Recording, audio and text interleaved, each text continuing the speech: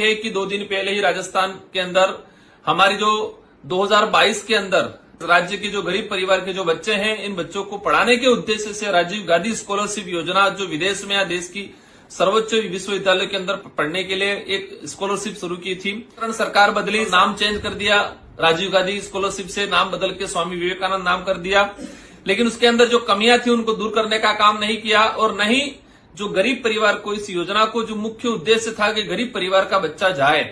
एक गरीब माँ बाप जो अपने बच्चों को पढ़ाने के लिए एक स्कॉलरशिप का एक मुख्य सहारा समझता है, लेकिन राजकोष के पैसे का इस गरीबों के नाम से योजना शुरू हुई, लेकिन इसका दुरुपयोग किया और हाईकोर्ट ने इस पर संज्ञान लिया गया है।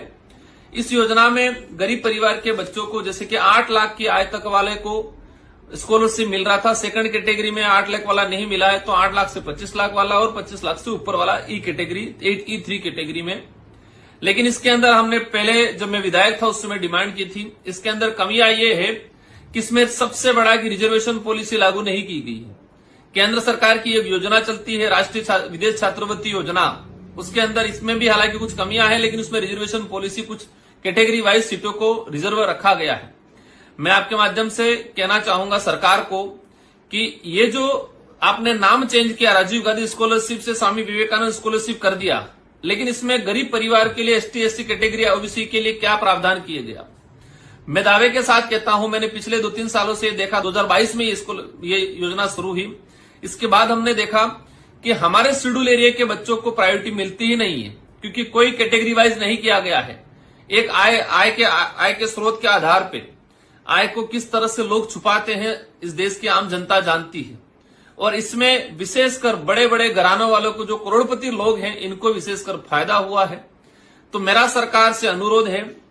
कि हमारे देश के आदिवासी बाहुल्य क्षेत्र का जो बच्चा है वो भी चाहता है कि मैं विदेश में अध्ययन करूं, तो पिछले 2022 से लगा कि इस 2025 तक,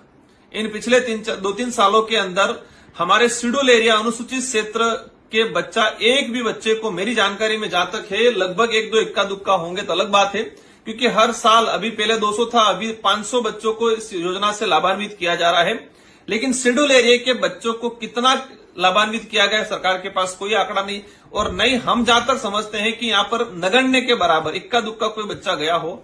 तो मेरा सरकार से सीधा सा अनुरोध है कि आपने जो नाम चेंज किया है, तो आपकी नीतियां भी कुछ चेंज करी जाए, आपकी सोचों में परिवर्तन लाया जाए। और मेरा विशेषकर आपसे अनुरोध पुनः यही है कि इसके अंदर कैटेगरी वाइज ST/SC OBC को सीटें रिजर्व होनी चाहिए, ताकि हमारा गरीब बच्चा जा सके, और साथ ही शेड्यूल एरिया के लिए भी रिजर्वेशन पॉलिसी इसके अंदर लागू की जानी चाहिए। 500 में से हमारे बच्चे, कम से कम 50 बच्चे आदिवासी बाहुल्य क्षेत्र से भी जाने चाहिए। जिस तरह से केंद्र के अंदर राष्ट्रीय विदेश छात्रवृत्ति योजना में जो प्रावधान किया गया है, ये बात अलग है कि 2013 के अंदर, 2013 से ST के लिए 20 सीटें रिजर्व थी राष्ट्रीय विदेश छात्रवृत्ति योजना के अंतर्गत भी, और उस समय पूरे देश से 1,90,000 बच्चे जाते थे। आज 2025 के अंदर हमारे देश से 13 से 14 लाख के आसपास, करीब 14 लाख बच्चे विदेश में अध्ययन करने के लिए जा रहे हैं, लेकिन उस स्कीम में भी ST के बच्चे 20 ही जा रहे हैं, मतलब 20 सीटें ही रिजर्व की गई है। तो किस तरह से सरकार न्याय करती है, आपके आंकड़े आपके सामने हैं। भजनलाल जी की सरकार से मेरा अनुरोध है,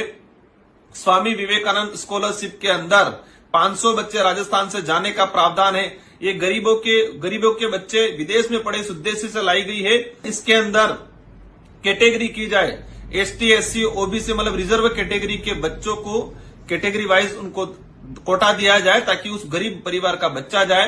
पिछले समय से देखते आए, अनुसूचित क्षेत्र का किसी बच्चे को प्रवेश इस योजना का लाभ नहीं मिल पाया है। तो मेरा पुनः अनुरोध है, और हाईकोर्ट ने भी जो स्टे लगाया है उसको, हालांकि मैं ये नहीं कहूंगा कि वो पूर्ण रूप से सही है, लेकिन ये बात भी अच्छी है कि जो पैसे वाले लोग इस राजकोष का दुरुपयोग तो नहीं कर रहे, ये भी संज्ञान लिया है, उसका हम स्वागत करते हैं। उसकी जांच होनी चाहिए कि पिछले 3 सालों में किन परिवारों के बच्चे गए,